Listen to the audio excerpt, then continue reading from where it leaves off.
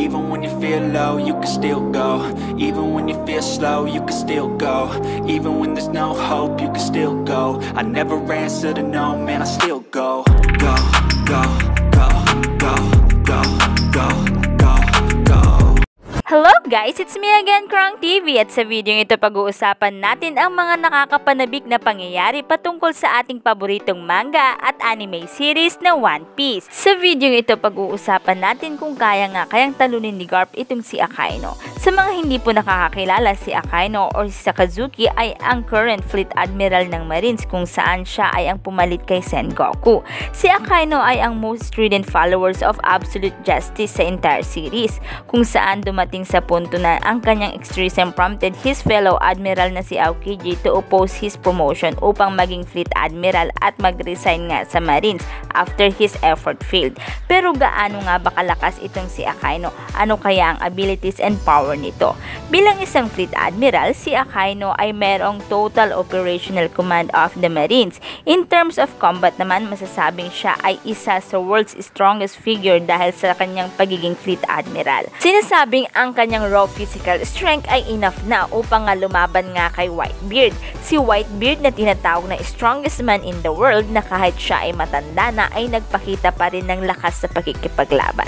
Kung ang pag-uusapan naman ay ang kanyang Devil Fruit, si Akainu ay nagtataglay ng Devil Fruit na tinatawag na Mago-Mago no Mi. Ano nga ba ang Mago-Mago no Mi?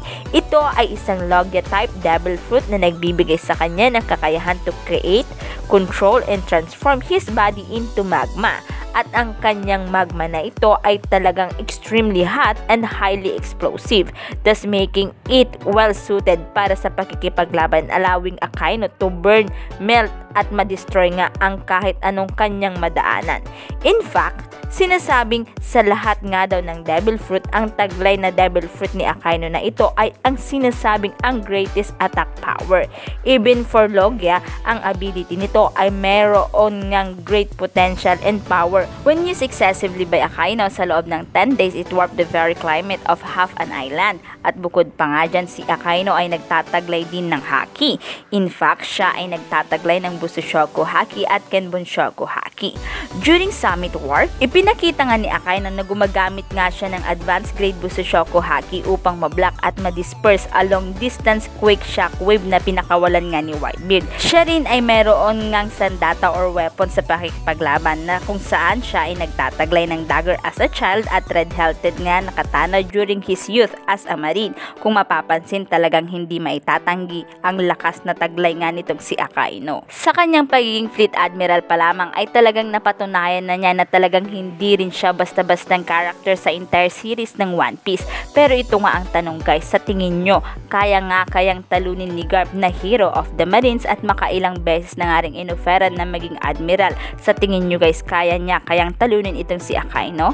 Kaya naman sa video ito, pag-uusapan natin yan. So dahil ang pinag-uusapan natin dito ay ang kakayahan ng dalawang character sa One Piece series, ay talagang medyo mahirap to kasi nga magiging hati nga ang opinion ng mga One Piece fans dito. Kasi syempre may mga fans na naniniwala sa kakayahan ni Garp, may mga fans din na naniniwala sa kakayahan nga nitong si Akainu. Kaya naman, naghanap nga po ako ng opinion na pumapanig nga din kay Garp or kay Akainu. Tapos i-comment nyo guys kung saan doon kayo talagang nakumbinsi. So umpisahan nga natin dito sa sinasabing si Garp ang mananalo nga laban nga kay Akainu. Pero hindi ganun kadali ang magiging laban.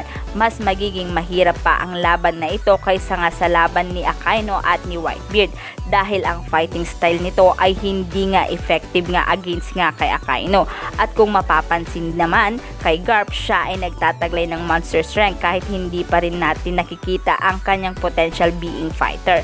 Pero kung babalikan nga ang mga statement patungkol nga sa kanya, ay masasabi rin natin na siya ay hindi basta-bastang fighter. The fact na in his prime, he went toe-to-toe sa Pirate King at literally nga na sinabi sa anime na si Garp at si Roger ay kamuntikan na nga nilang mapatay ang isa't isa ng ilang beses na.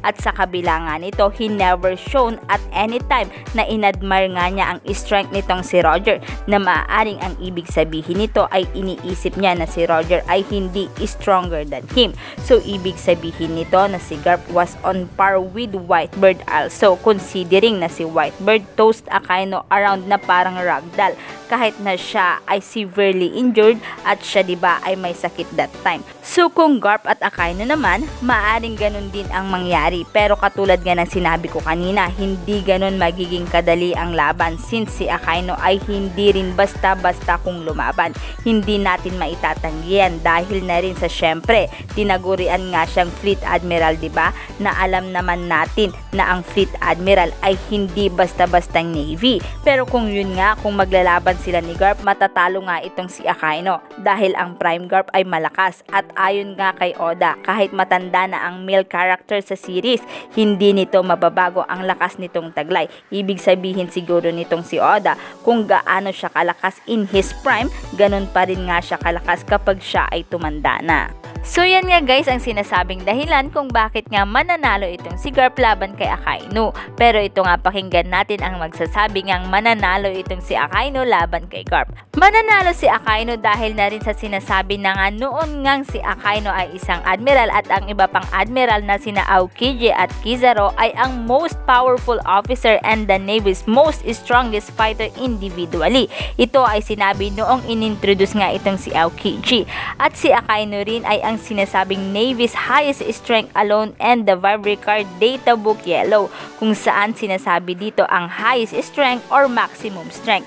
Dahil sa data na ito, masasabi na si Akaino ay ang mas malakas compare nga kay Garp. At kung iniisip na dahil sa si Garp ay matanda na, author na mismo ang nagsasabi sa databook at sa SBS na ang old men wouldn't get weaker as they get older and would maintain their strength throughout the years.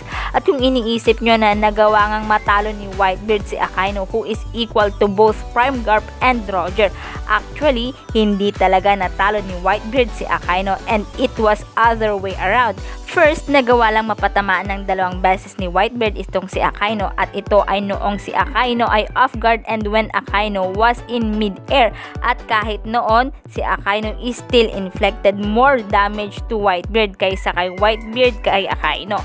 Pero kung sinasabi nyo na that time si Whitebeard ay may sakit at mahina, it doesn't matter considering the fact na si Akaino and the rest of admirals were holding back in Marineford. At bukod pa nga dyan, nakita natin how Akaino was shown to have clashed against nga kay Whitebeard.